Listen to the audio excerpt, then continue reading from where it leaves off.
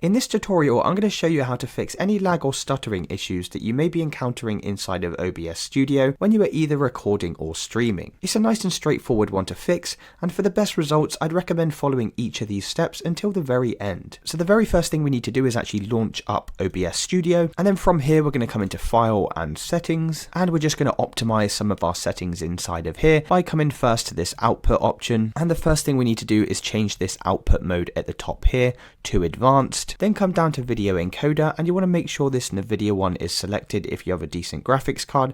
Otherwise you can try changing this to X264 to utilize this from running from your CPU instead of your graphics card. Then we need to come down to these encoder settings, and rate control should always be set to CBR. And in order to adjust this bitrate, we first need to check our internet connection.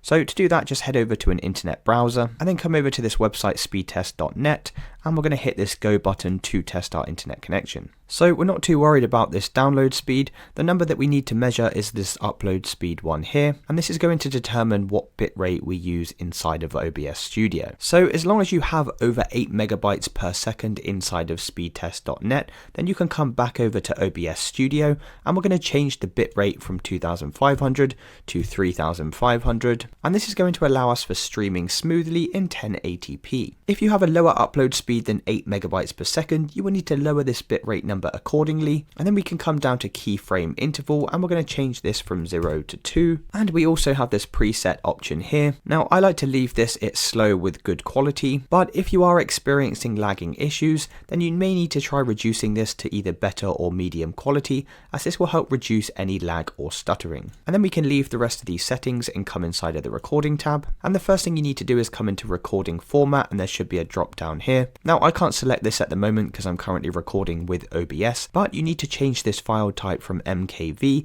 to MP4, and the reason we're going to use MP4 is because it will give us a lower file size when we're recording, and it's completely universal, so we can upload those videos to anywhere. And then for video encoder, we want to change this again to NVIDIA, but if you have a poor graphics card, then you can change this to X264. Then come down to the bottom to this encoder settings option, and once again we need to set rate control to CBR, and we're going to change the bitrate to 15,000, and we're going to set the key interval to 2 seconds, and then that's all the settings you need to change inside of this recording tab. And we can then head over to video from the left here, and you just need to make sure that this resolution is set to your native monitor screen size. Now if you're not sure what this is, then you can just head over to your desktop, and you can right click somewhere on your desktop and select display settings, and if we scroll down here you can see display resolution 920 by 1080, so that's the setting we're going to use inside of OBS. So if we come back to this screen, you can see I'm using 920 by 1080 up here. Make sure the downscale filter is set to bicubic, and this common FPS value, we're going to change this to 60. Now once again, I can't change this in front of you guys because I'm currently recording and it won't let me,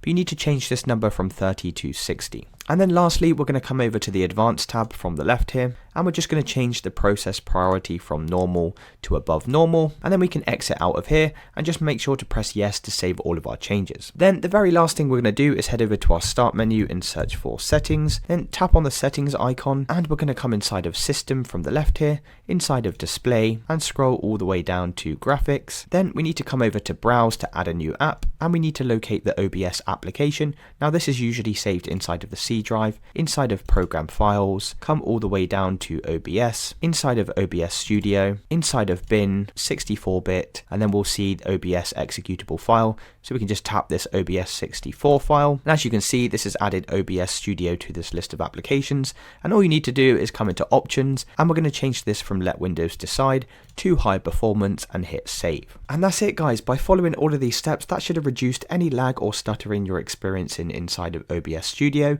If this video did help you, then please drop a like and subscribe. Until next time.